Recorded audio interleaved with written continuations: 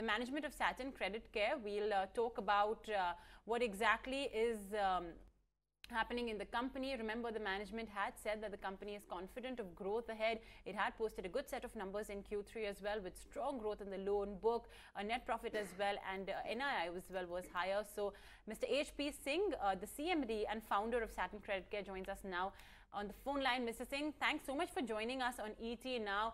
You know, in your latest press release, you've mentioned that the company will now act as a business correspondent for IndusInd Bank. If you could just give us more details, what exactly does this development mean for you? What is the rationale for the same? So what we've done technically, so we've sealed up an arrangement with IndusInd Bank to be their business correspondent. What we will do in terms of microfinance, we will create a portfolio for them in terms of microfinance for wherever geographies we are working in. And for us, this partnership with IndusInd Bank will actually give us more funds for growth, more funds for scalability, and to get into diversified geographies much more in the microfinance space. So in light of this then, Mr. Singh, how will your overall volume growth improve? Or by how much?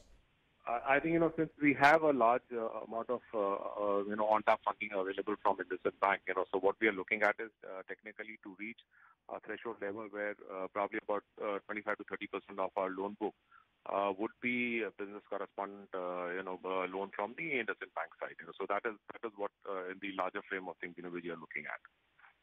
Okay. Now, the company has also granted IndusInd Bank the right to appoint a director on board of the directors of Satin Creditcare. What is the rationale for offering this board seat?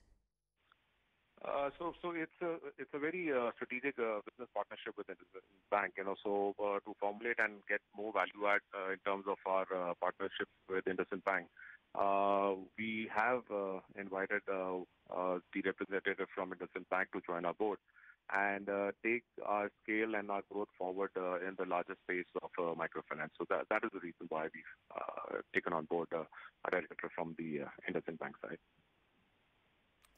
Okay.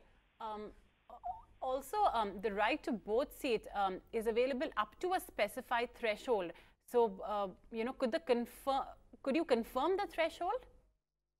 The threshold, I think, is closer to when IndusInd Bank typically would have closer to about 10% of our AUM is held by IndusInd Bank. I think that is where the board seat will probably evolve into. But they are getting invited, right now soon. So I think the scheme of things will be bigger than that. So, in case if the threshold is not met, what exactly happens? And if you could just give us other specifics as well of the arrangement. I don't think so. That's pretty much too important to really look at. I think for us the major thing which we've done with the IndusInd Bank is that since we have a representative from there on the board, even if the threshold is probably there, I think it's basically numbers which we've tried to work out. But our own sense is in terms of the partnership which we are really looking at with IndusInd Bank, I think these probably things don't have meaning. We're looking at the larger interest of how we take the microfinance space to a larger extent possible and go for a growth. Okay, Mr. Singh, I'm just going to put my neck out here and ask you a question quite straightforwardly. IndusInd Bank, of course, announced its merger with Bharat Financial. Any plans for a merger with IndusInd Bank? Let them get over with the first one, which they really don't have. So it may be on the cards? No, nothing. Okay. Nothing that, we still have to, work on the BC arrangement. So that's more important to us right now. I think, nothing as yet, Taking that as a no either. So we're sort of reading in between the lines, Mr. Singh, if you will.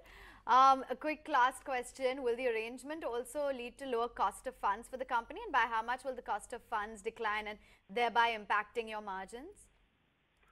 I think the margins will not be impacted. What we will probably be able to do is that with the lower cost of funds coming in, I think we'll be able to transcend into giving lower interest rate to our ultimate borrowers. So I think it's going to be beneficial to our borrowers across the board who will be able to get funds now maybe at a cheaper rate from us also, in terms of this drop in cost of funds. Okay, thanks very much for giving us all of those details on what this partnership means with IndusInd Bank as well as the growth plans for the company going forward.